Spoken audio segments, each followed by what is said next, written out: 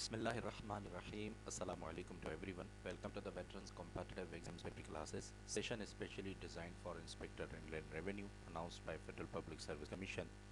You are watching the free test series conducted and designed by Mr. Fahimuddin Chandu. तो दोस्तों आज ये आखिरी लेक्चर है, आखिरी टेस्ट है सेल्स टैक्स एक्ट की।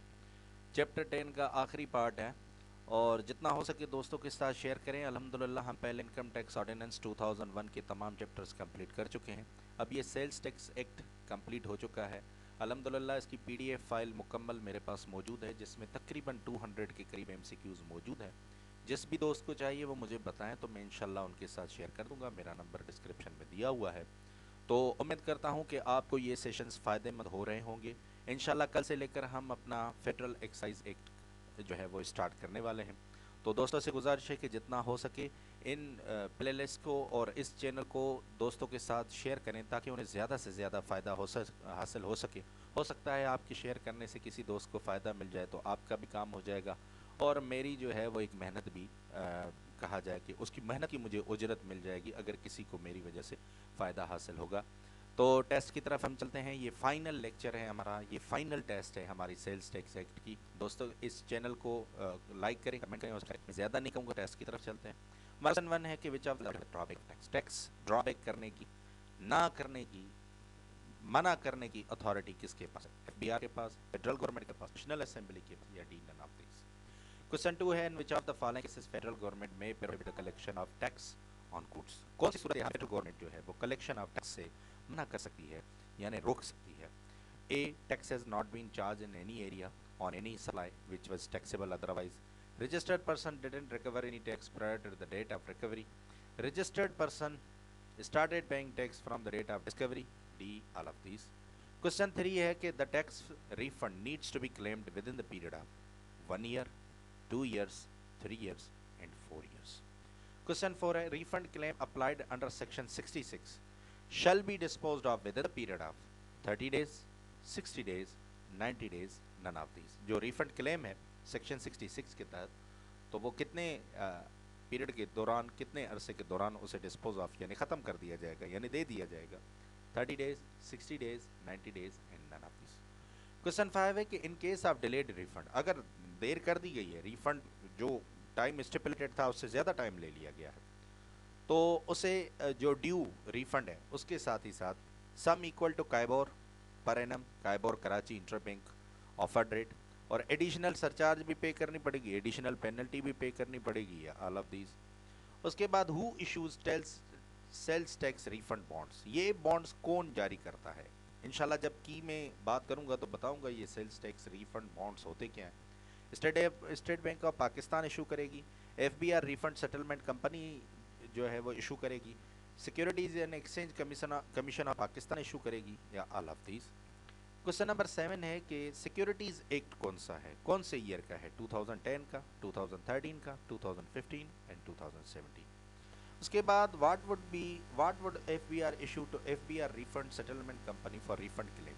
क्या इशू करेगी एफबीआर रिफंड सेटलमेंट कंपनी को, यानी बोर्ड क्या इशू करेगी उसे प्रॉमिसरी नोट दिया जाएगा, चेक दिया जाएगा, बॉन्ड ऑफ एक्सचेंज दिया जाएगा, या डी नन ऑफ दीज। उसके बाद क्वेश्चन 9 है कि what would be the period of maturity of bonds issued by FBR. हमने पीछे जो बात की, जो एफबीआर रीसेटलमेंट कंपनी की तरफ से जो बॉन्ड्स इशू किए जाते हैं, सेल्स टैक्स रिफंड बॉन्ड्स जो हैं, वो एफबीआर की मैच्योरिटी उनकी कितने ईयर्स की है? 1 ईयर की है, 2 ईयर की है, 3 ईयर या 4 ईयर्स।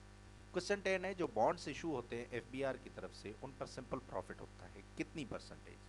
5%, 10%, 15%। यहाँ ध्यान में रख लें इंटरेस्ट दो किस्म का होता है, एक सिंपल इंटरेस्ट होता है और एक कंपाउंड इंटरेस्ट होता है।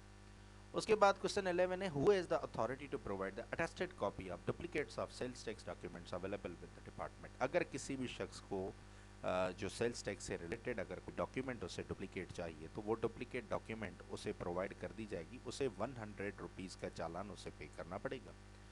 तो कौन ये इशू कर सकता है? ये इंस्पेक्टर इंडियन रेवेन्यू दे सकता है, ये असिस्टेंट कमिश्नर दे सकता है, ये दोनों दे सकते हैं, या कोई नहीं दे सकता। क्वेश्चन 12 है कि section 72B of STA sales tax act किस चीज़ के साथ डील करता है? Reference to the authorities, selection of audit by board, inspector reward to Inland Revenue officers and officials deal none of these. Question 13 है कि section 72B sales tax act किस चीज के साथ डील करता है? Reference to authorities, selection of audit by the board, reward to inland revenue officers and officials and D none of these. Question 14 है कि जो इनलैंड रेवेन्यू ऑफिशियल होगा वो क्वालिफाई करेगा रिवॉर्ड के लिए अगर टैक्स कलेक्शन हुई है तो फिर।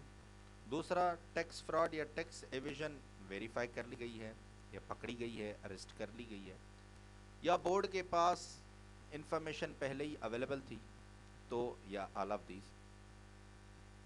बोर्ड के पास पहले इस चीज की इंफॉर्मेशन नहीं थी, या D all of these. Question 15 है कि कौन सा सेक्शन डील करता है reward to the whistleblower? ये विसल ब्लोअर के साथ कौन सा सेक्शन है? इंशाल्लाह जब की में बात करूंगा तो विसल ब्लोअर को भी डिफाइन करूंगा। तो विसल ब्लोअर के बारे में कौन सा सेक्शन हमें रिवॉर्ड्स के बारे में बताता है? Section 72A, 72B, 72C, 72D। Section 73 of sales tax act मुताबिक कोई भी transaction amount exceeding 50,000 rupees should be made through. अगर 50,000 से अबव कोई भी ट्रांजैक्शन की जाती है तो वो की जाएगी क्रॉस चेक से, क्रॉस बैंक ड्राफ्ट से, क्रॉस पे ऑर्डर से, या ऑल ऑफ दीज। क्वेश्चन 17 है यूटिलिटी बिल्स अगर 50,000 से अबव हो जाते हैं तो वो कैसे पे किए जाएंगे? कैश के जरिए, चेक के जरिए, ऑनलाइन पेमेंट, या ऑल ऑफ दीज। क्वेश्चन 18 है कि which of the following section of sales tax act deals with condonation of time limit? कौन सा जो सेक्शन है वो कॉन्डोनेशन ऑफ टाइम लिमिट से डील करता है? Section 71, 72, 73 and 74। क्वेश्चन 19 है कि which of the following section validates the orders pass by the inland revenue authorities before 2018? Finance act 2018 से पहले जो ऑर्डर्स इशू हुए थे तो उसकी वैलिडेशन कौन से सेक्शन के तहत होती है कि वो वैलिड, वो इंटैक्ट रहेंगे, वो उसी तरीके से हैंडल किए जाएंगे जैसे बाकी लॉ हैंडल होता है? तो सेक्शन 72A वैलिडेट करता है, 73A वैलिडेट करता है, और 74A वैलिडेट करता है, या कोई वैलिडेट नहीं करता। आज का और सेल्स टैक्स एक्ट का आखिरी सवाल, सेक्शन 76। आपको पता है कि सेल्स टैक्स एक्ट में टोटल सेक्शन हैं 76 सेक्शन लास्ट सेक्शन है सेल्स टैक्स एक्ट का। ये डील करता है किससे? फी एंड सर्विस चार्जेस से, एप्लीकेशन ऑफ कस्टम्स एक्ट से, वैलिडेशन से, या डी नन ऑफ दीज से। उम्मीद करता हूं कि दोस्तों के लिए ये जो टेस्ट सीरीज़ है सेल्स टैक्स एक्ट के बारे में ये फ़ायदेमंद रही होगी। जिन भी दोस्तों को PDF चाहिए तो वो मुझसे रब्ता कर सकते हैं। मेरा नंबर डिस्क्रिप्शन में दिया गया है। उम्मीद करता हूं कि आप लोगों को इससे ज़रूर फ़ायदा हुआ होगा। मुझे दुआओं में याद रखें और अपना बहुत सारा ख्याल रखें। अल्लाह हाफिज़। अस्सलाम वालेकुम व रहमतुल्लाहि व बरकातुहू।